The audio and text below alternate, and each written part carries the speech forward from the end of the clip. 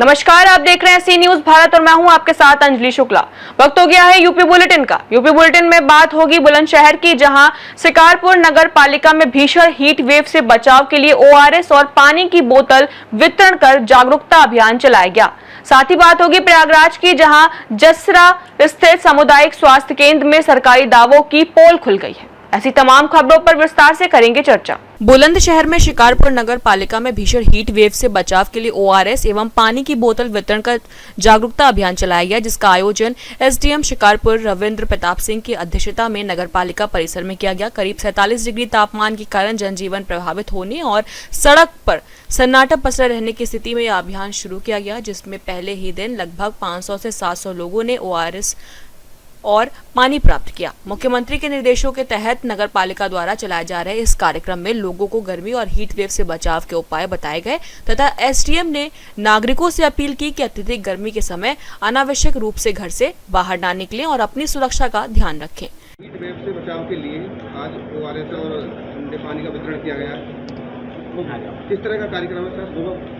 ये माननीय मुख्यमंत्री जी की तरफ से और राहत कार्यालय की तरफ से भी हम लोगों को निर्देश इस तरह के प्राप्त हुए हैं कि इस समय गर्मी का मौसम जो है वो अपने चरम पर है और हीट वेव से बचने के लिए हम लोग ओआरएस का और पानी का वितरण जो है वो नगर पालिका शिकारपुर में कर रहे हैं। और ये कार्यक्रम हमारा जो है अभी हीट वेव जब तक चल रही है तब तक हम लोग इसको चालू रखेंगे, जिससे कि हमारे क्षेत्र के जो भी लोग हीट वेव की चपेट में आ सकते हैं उनका बचाव होगा। वो ओआरएस यहाँ से ले जाएं और भी हम लोगों को सलाह भी दे रहे हैं कि अपने घर पर भी ओआरएस की सैशेट ज़रूर रखें और बच्चों को और बुज़ुर्गों को और सारे लोग इसका सेवन करते रहें, जिससे हीट वेव से हमारा बचाव हो सके। शिकारपुर नगर पालिका की तरफ से हीट वेव से बचने के लिए ओआरएस और ठंडे पानी का वितरण किया जा रहा है। किस तरह का कार्यक्रम है और ये कब तक चलेगा?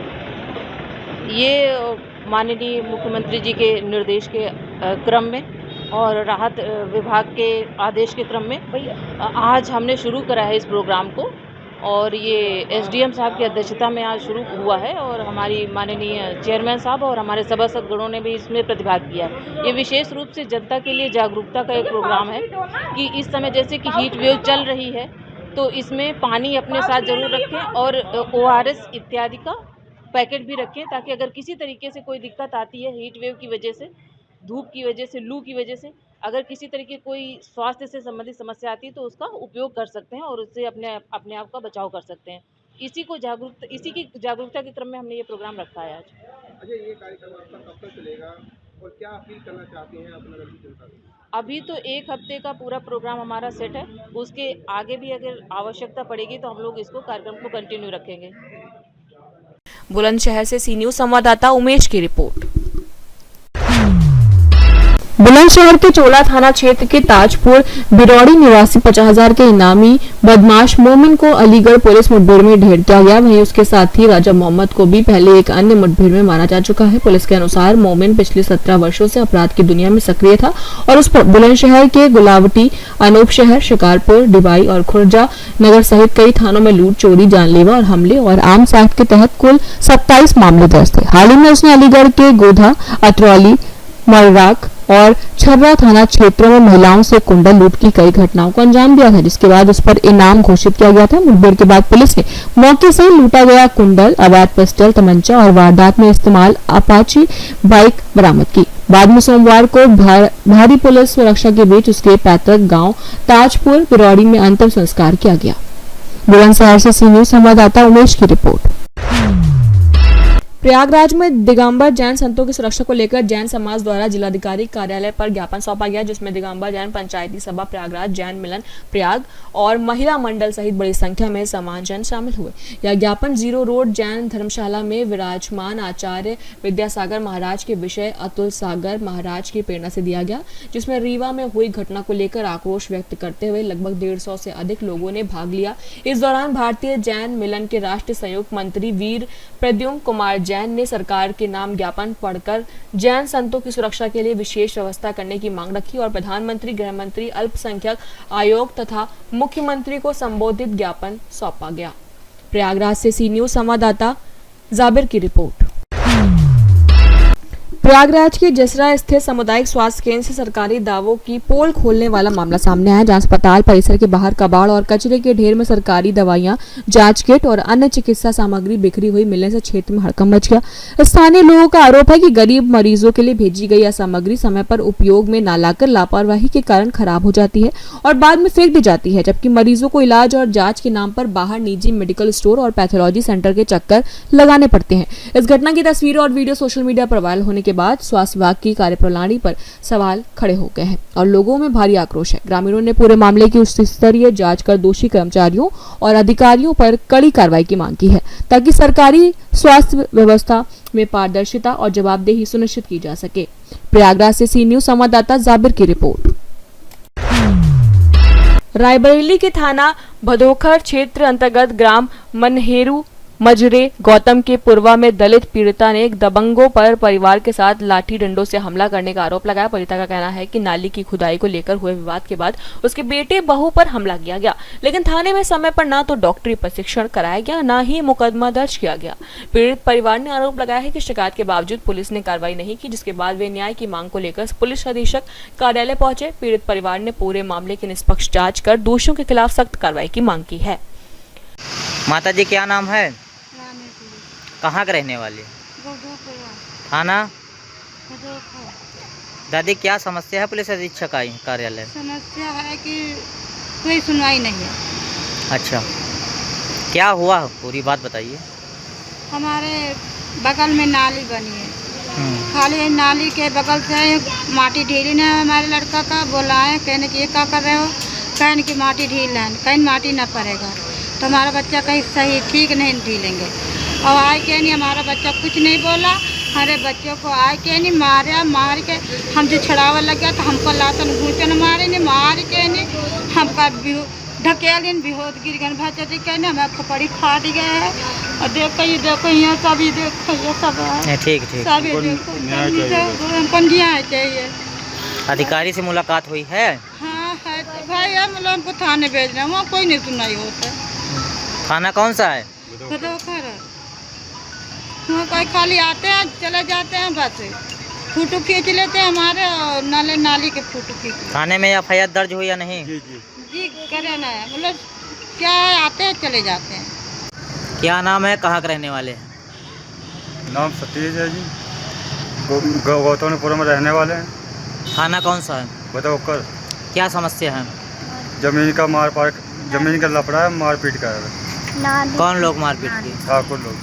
क्या नाम है? गोवर्धन, मदन, महिपाल सिंह, उनके बेटे सब थे। किस चीज़ को लेकर विवाद हुआ? वही नाली के हाथ में माटी डाले हैं, उसके विवाद है। हम नहीं बोले कुछ, वो आके मारने लगे। थाने गए थे? जी, वहाँ कोई सुनवाई नहीं हुई। आज आप कहाँ आए हैं? हम यहाँ एसपी के ऑफिस में आए हैं। अधिकारी से मुलाकात हुई है? जी नहीं, जी हुई है, भेज दिया, फिर थाने भेज रहे। रायबरेली से सी न्यूज संवाददाता वीरेंद्र साहू की रिपोर्ट। झांसी के मऊरानीपुर तहसील अंतर्गत लहचूरा थाना क्षेत्र में पिछले 3 दिनों से लापता बिहारी लाल का शव संदिग्ध परिस्थितियों में खेत पर एक पेड़ से लटका मिलने से इलाके में सनसनी फैल गई।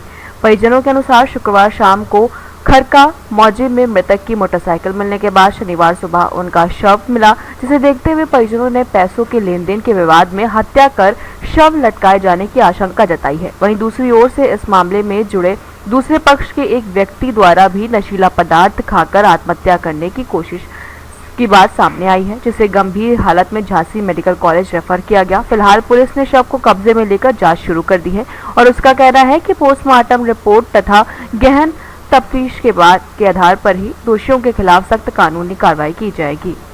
नाम आपका? हमारा नाम माता दी। कहाँ से हैं? नया गांव से। मृतक के कौन हैं आप? हम भाई हैं छोटे। जी, आपसे बड़े थे? हाँ। क्या घटना घट गई थी इनके साथ में? उनके साथ में घटना घट गई, पैसा निकालते थे, देते थे जी, हम तो जानते नहीं हैं जी। अब क्या लफड़ा हुआ, कैसा हुआ, धमकी घुड़की दी गांव वालों ने जी, गाली गलौज दी। जी। मारने की धमकी दी।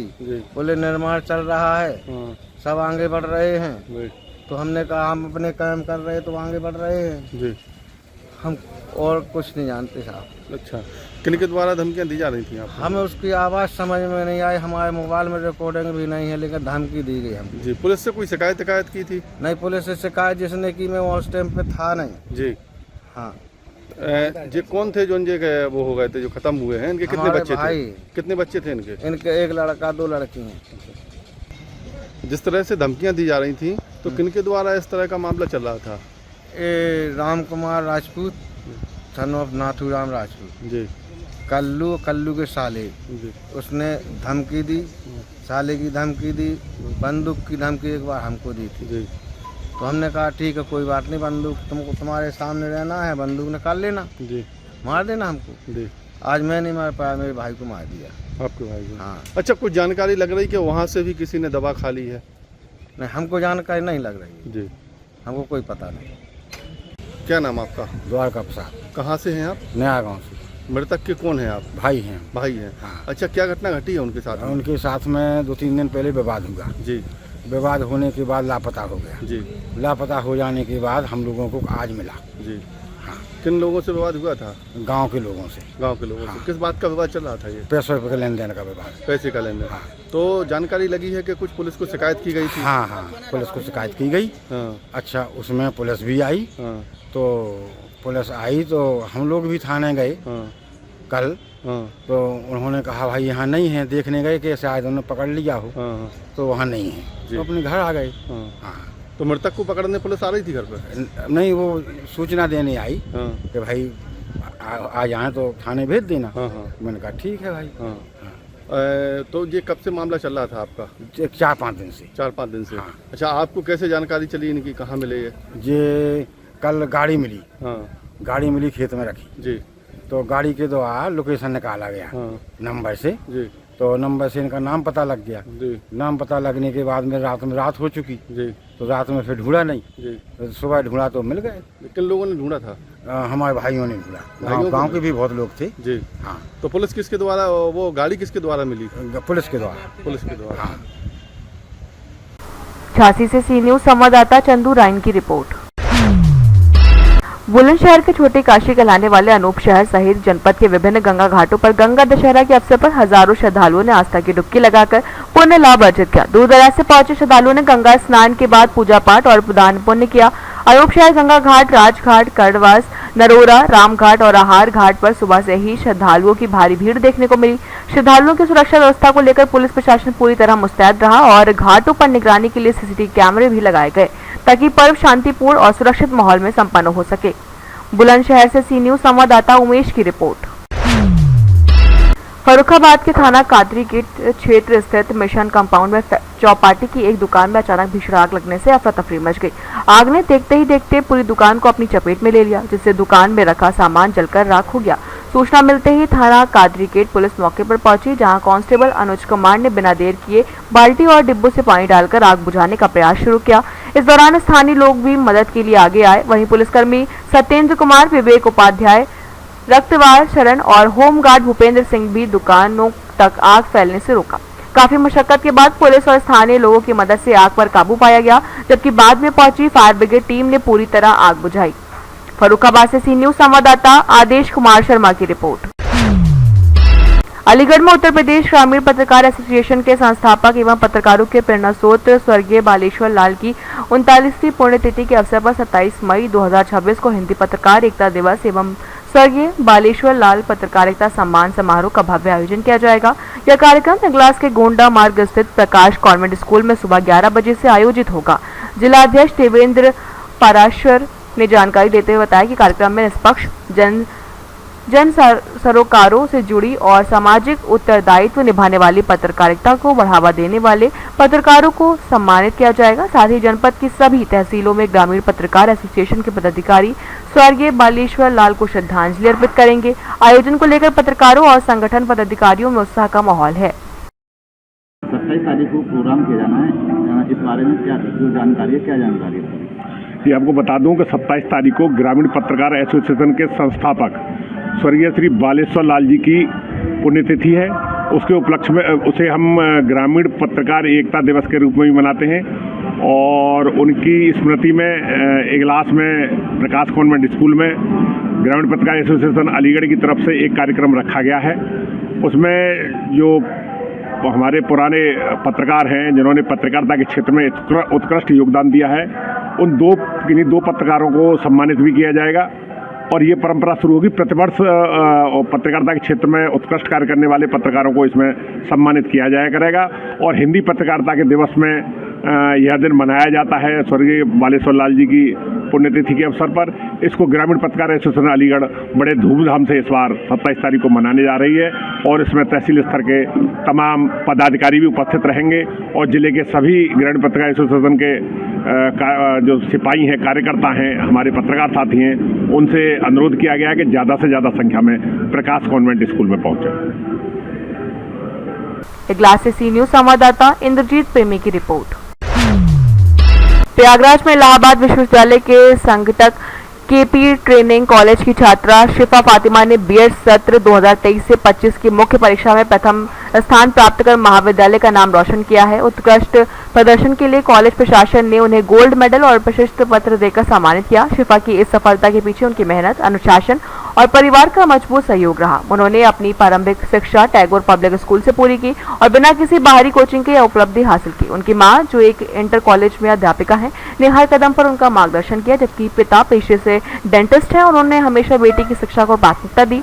गोल्ड मेडल मिलने के बाद शिफा ने अपनी सफलता का श्रेय माता पिता और शिक्षकों को देते हुए कहा कि जब उनका लक्ष्य यूपीएससी की तैयारी कर देश सेवा करना है, उनकी उपलब्धि आज युवाओं और विशेषकर छात्राओं के लिए प्रेरणा बन गई है। प्रयागराज से सी न्यूज संवाददाता जाबर की रिपोर्ट। फिलहाल यूपी बुलेटिन में इतना ही। देश और दुनिया की तमाम बड़ी खबरों के लिए देखते रहें सी न्यूज भारत।